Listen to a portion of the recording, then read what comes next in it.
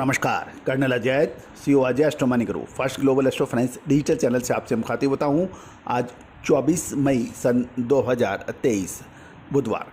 दोस्तों, आज के एपिसोड में हम मसाले की बहुचर्चित कमोडिटी यानी हल्दी पे बात करेंगे। मसालों की रानी हल्दी के ऊपर इसके आज के ताज़ा भाव, निर्यात की पूरी पोजीशन और दक्षिण भारत की मंडियों से खबर आपके लिए।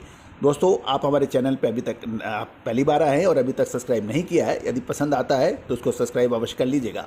जानिए पूरी रिपोर्ट कर्नल अजय से। दोस्तों, सबसे पहले आज के तमिलनाडु, तेलंगाना और महाराष्ट्र के मंडियों के आज हल्दी के ताज़ा भाव।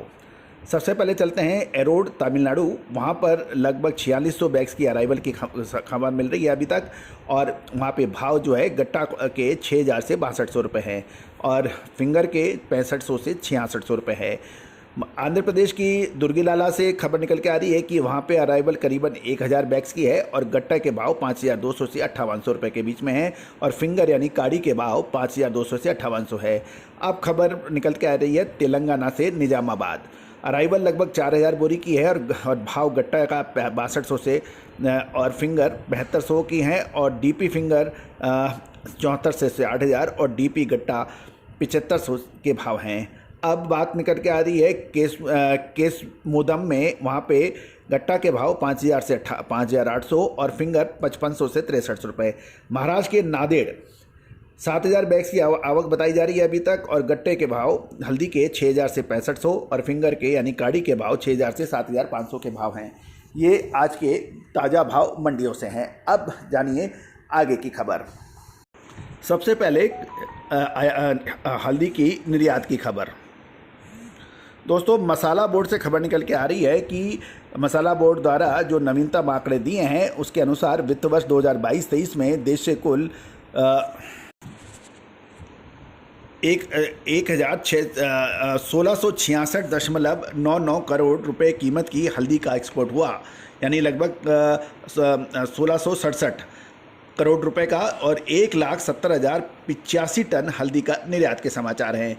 यदि हम समान अवधि में एक साल पहले की बात करें तो 1,52,757 टन हल्दी का निर्यात हुआ था और उससे आमदनी मात्र 1534 करोड़ की हुई थी, जो इस बार बढ़कर 1667 करोड़ और निर्यात भी 1,70,085 टन, यानी उसमें भी बढ़ोतरी हुई है। दोस्तों, इससे पता चल रहा है कि पिछले सीजन की तुलना में इस बार हल्दी की मात्रात्मक निर्यात 11% और आय में लगभग 9% की वृद्धि है। दोस्तों, अब खबर निकल के आ रही है कि इरोड में देश की जो हल्दी की सबसे बड़ी व्यापारिक मंडी मानी जाती है, किसानों ने बिकवाली सीमित करने के कारण इरोड में हल्दी की आवक कमी आ गई है और वहाँ इस प्रमुख किराना जिन्स की थोक कीमत में कुछ थोड़ी सी स्लाइटली मंदी थी। उसके वजह से किसानों ने आवक कम की क्योंकि उन्हें अधिक दाम आगे भविष्य में होते नजर आ रहे हैं। इरोड के स्टॉकिस्टों से बात करने पर पता लगा कि हल्दी इरोड गट्टा एज जो 100 रुपये मंदा हुआ था 8000 से 81 रुपये प्रति मंडल के भाव पर आ गया है और एक दिन पूर्व में भी इसमें भी मामूली सी घटत भी देखी गई थी, क्योंकि हल्दी ने पिछले 30 से 35% की एक तरफा तेज़ी दिखाई दी थी, जिसका अनुमान हमने लगभग 2.5 महीने पहले सबसे पहले आपको दिया था। याद रखिए दोस्तों, तेज़ी आने के बाद तेज़ी और मंदी आने के बाद मंदी के कारण गिनाने से कोई फ़ायदा कभी नहीं होता। आप हमारे 2.5 महीने पहले के आप हल्दी पर हमारे अपडेट देखिए। जब हल्दी को कोई पूछ नहीं रहा था उस वक्त हमने कहा था कि हमें तेज़ी नज़र आ रही है और उसके बाद एक तरफा तेज़ी दिखाई दी।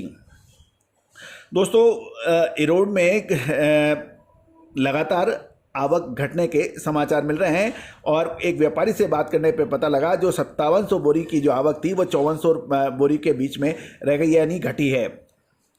दोस्तों, फसल किसानों ने अपनी जैसे ही दाम थोड़े से घटते हैं, किसान अपना माल बेचने में थोड़ा सा रुकावट कर देते हैं। ये भी पता लग रहा है कि मंडी में हल्दी गट्टा डबल पॉलिश गट्टा में 100 रुपये का कुछ मंदा था कल, लेकिन आज पुनः उसमें तेज़ी नज़र आ रही है।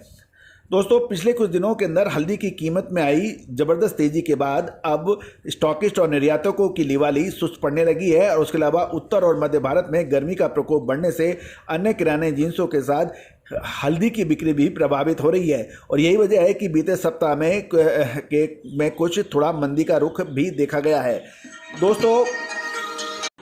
दोस्तों आने वाले समय में 1 से 1.5 महीने में हल्दी में क्या मुनाफा अब वसूल कर लेना चाहिए या फिर असली तेज़ी अभी हल्दी की बाकी है या नहीं, इसकी विशेष रिपोर्ट के लिए सिर्फ मसाला उद्योग, स्टॉकिस्ट या मसाले के व्यापारी भुगतान करने पर प्राप्त कर सकते हैं, वही संपर्क करें।